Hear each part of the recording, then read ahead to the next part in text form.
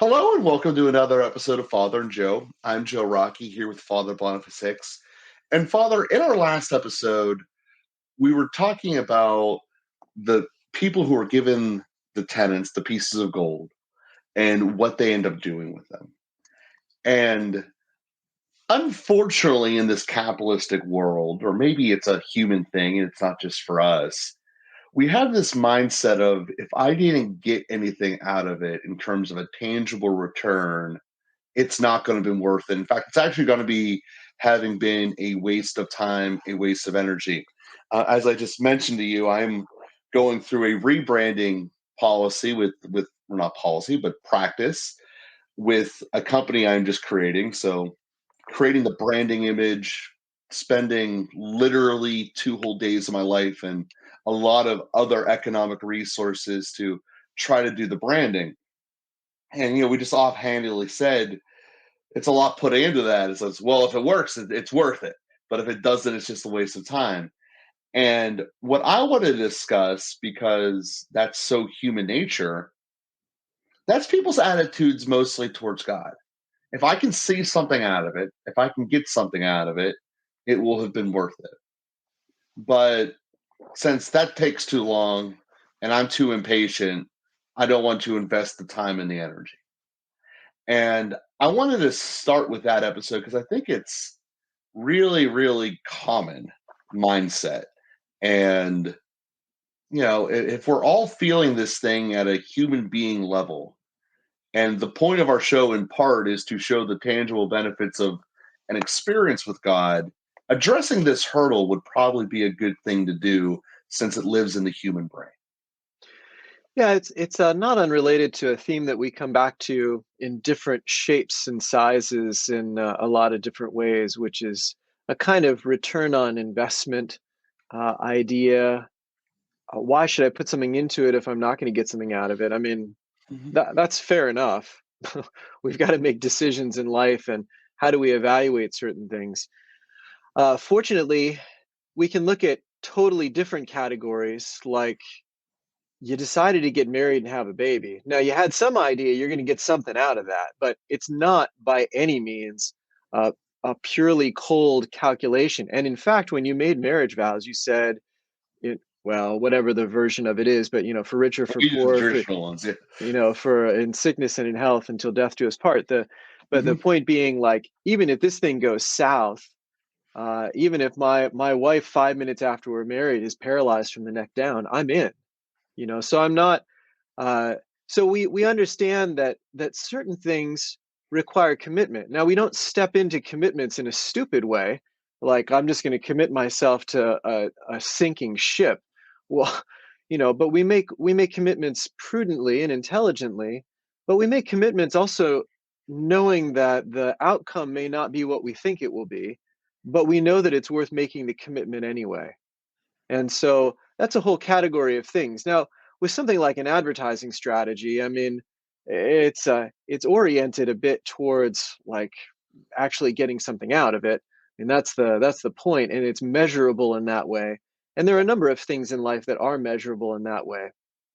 And again, when we make a commitment, when we step into something, we should do some cost analysis and some risk benefit analysis and this kind of thing. But then we also step into things knowing that they're good in and of themselves, and that's to flip it around to a different angle.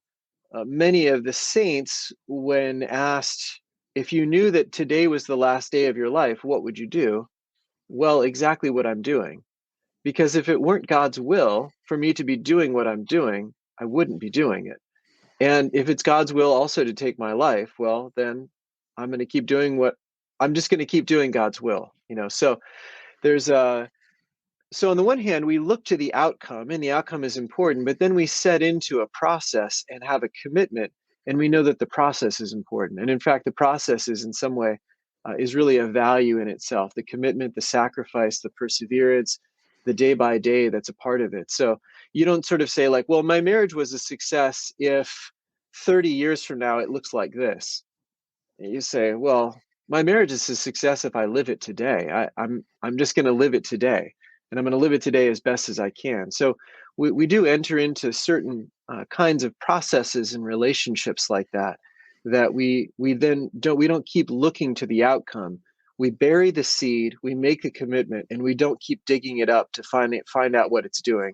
We just keep watering the soil and providing the fertilizer and making sure there's sunlight, and then we let the thing turn into whatever it's going to turn into. But it makes me think of, I was just having a conversation with my team. I'm the director for the Institute for Ministry Formation. I was thinking I should get you to advertise this in some way. We just launched a new website, so I'm not as embarrassed about our internet presence anymore.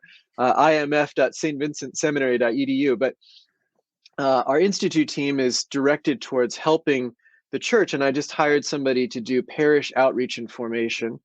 And we were talking about the necessary shift from consumer to commitment. So we've talked a lot about the parish, or the attitude of pastors, leaders, going from maintenance to mission.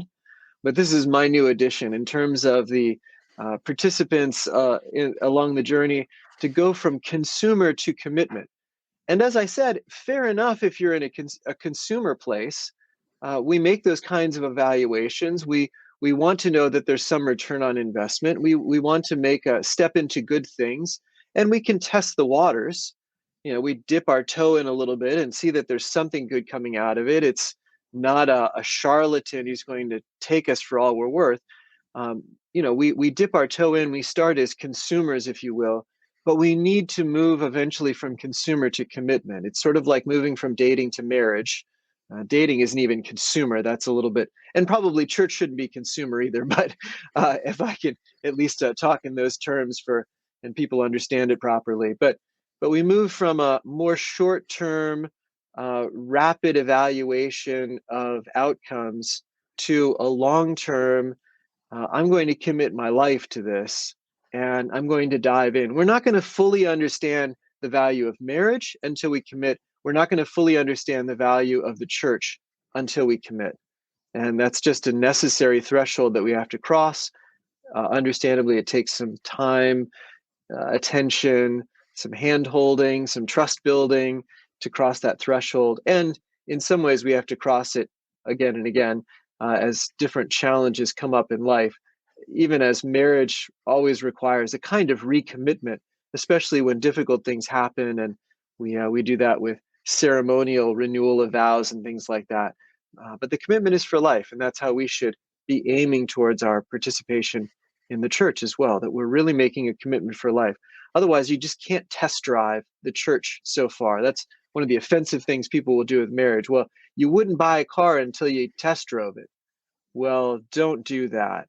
I mean, get to know the woman, but there are things that are sacred and kept for marriage and go along with the commitment, namely the sexual activity. But a number of aspects of being married, living together, sharing bank accounts, sharing mutual responsibility in significant ways, that stuff belongs with the full commitment.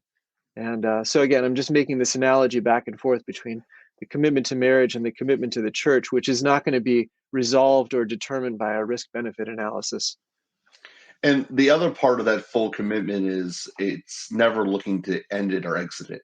And you don't have a lawyer built into your phone unless you happen to be friends with one, but it's not that for the purpose of their services.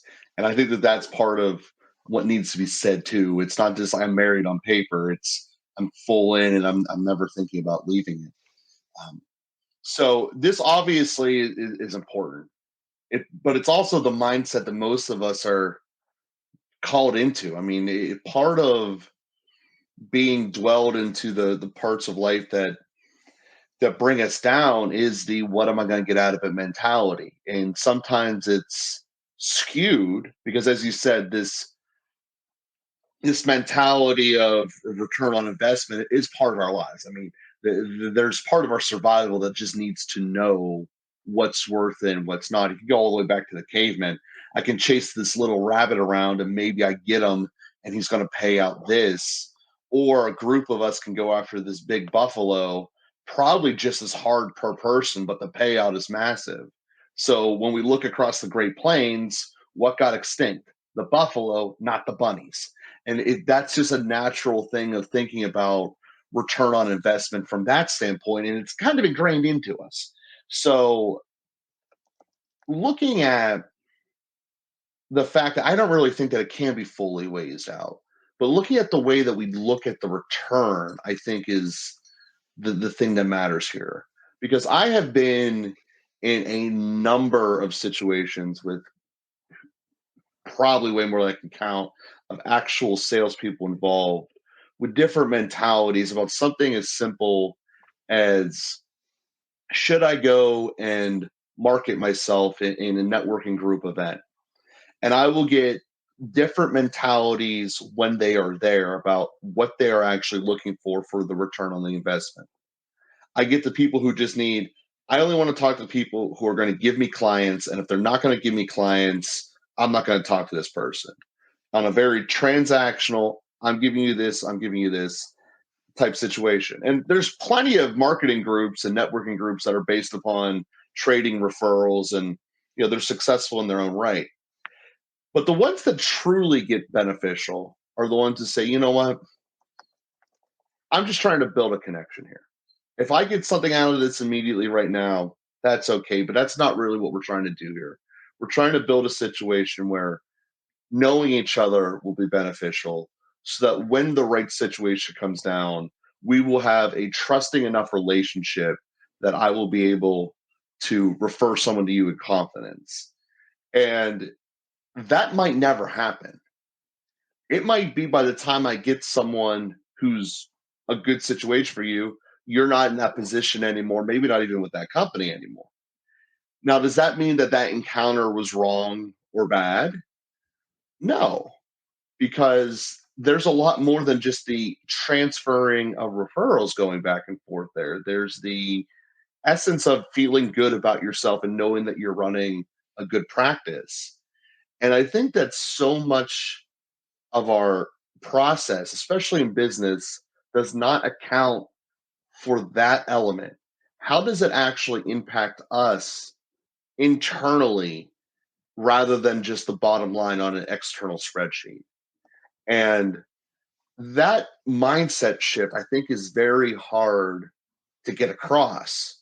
But those who go across that bridge normally end up being the founders and enhancers of very, very successful entities. And they end up making the workplaces that people actually want to be at. And I want to point that out that there is tremendous value in this, but it doesn't happen overnight. It's a mindset that eventually will produce the process of getting there, but the process isn't always as fast as we want. It can be, but you can't expect it to be. If you expect it to be in quick results, you'll never get it. And if you go, and this is, I guess, ironic, the more all in you go into serving others, actually, the better the results are, and sometimes they come faster. It's very ironic, but it's to me the definition of selflessness or selfishness. And I think that this is how it applies, as I see it, coaching different businesses and individuals across this country.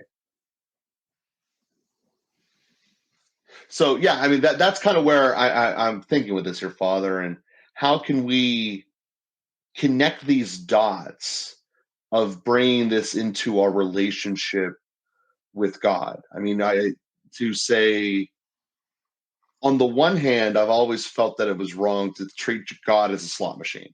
If I keep going there with enough prayers, keep pounding the buttons, eventually everything's going to ring out. It's going to be awesome.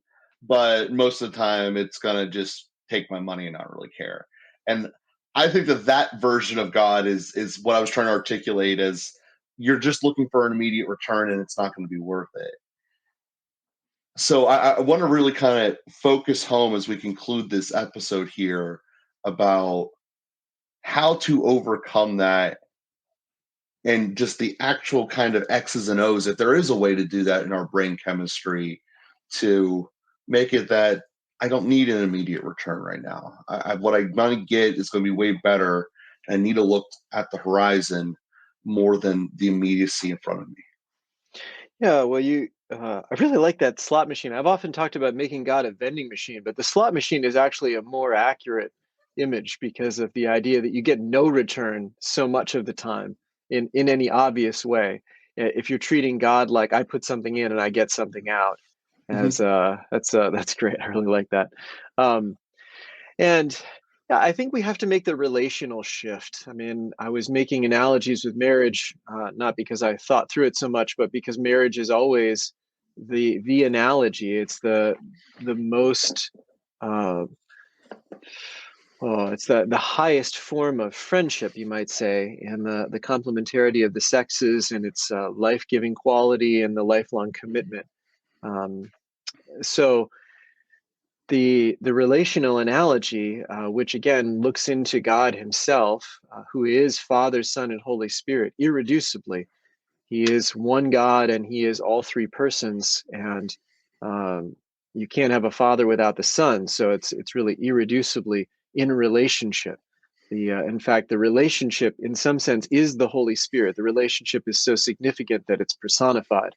It's a person in itself. And that's the kind of thing you get in marriage when the relationship is personified through a child, more partially than in the Trinity. But anyway, those relational analogies, I think, are the important ones. We don't enter into we wouldn't call it a friendship if it were merely utilitarian.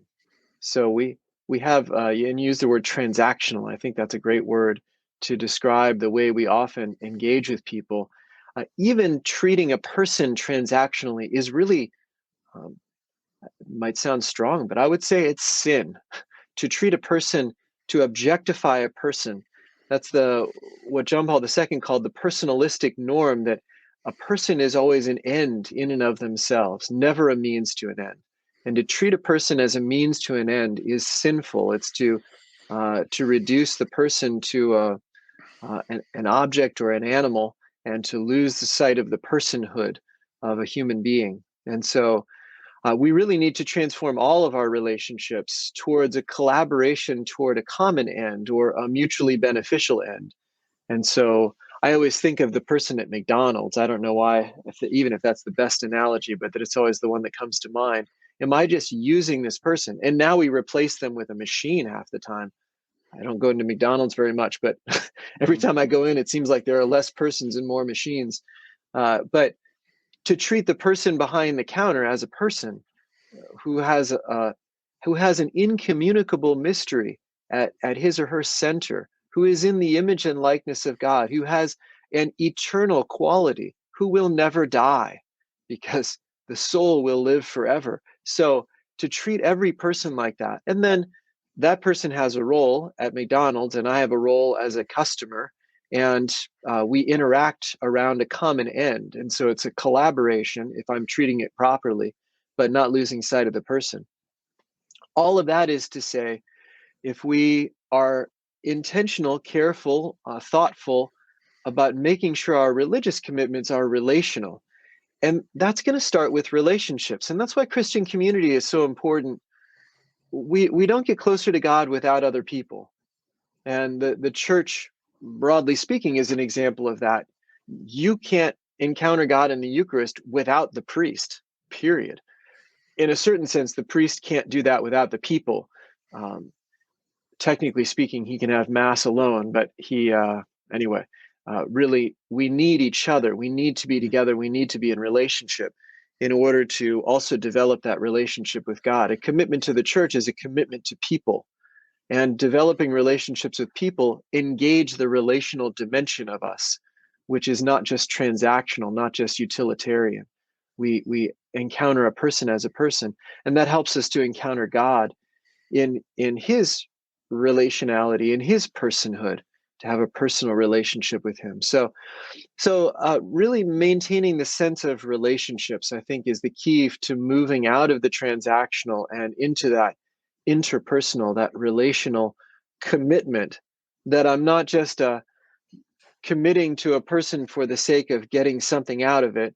I'm committing to a person for the sake of the person. I'm committing to God for the sake of God. I'm committing to the church for the sake of the church, which is to say the people in it, and God, who is intimately united with it.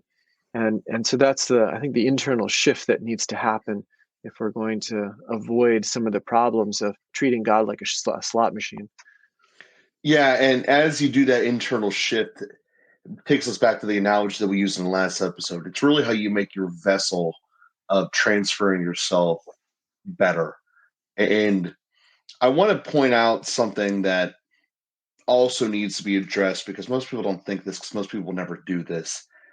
If you just live in this transactional mindset and you go to create an entity, almost always, when you come back 18 months later, it will be different than what you and your partner thought, you and your business partner thought it would have been at day one.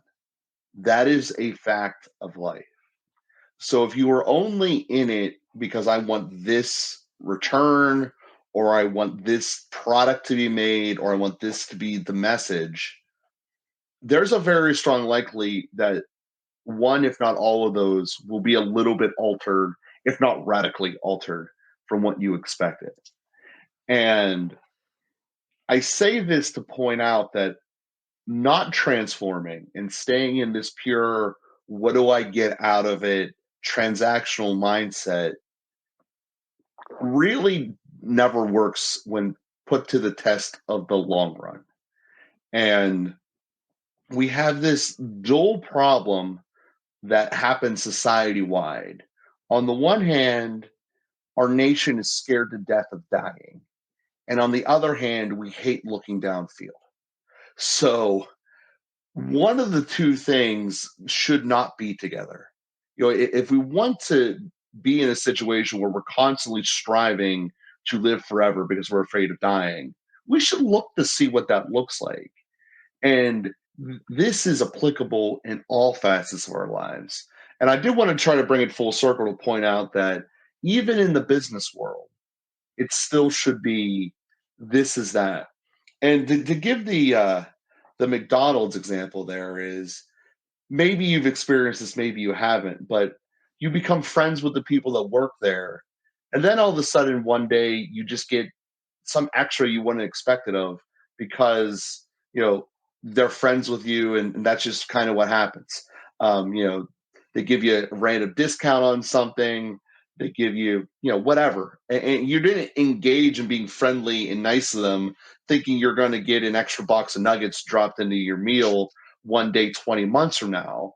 You did it because practicing those muscles makes you a better person, and it makes their better too. It does make your immediacy of today better, but it also creates a channel and a habit of making everything better.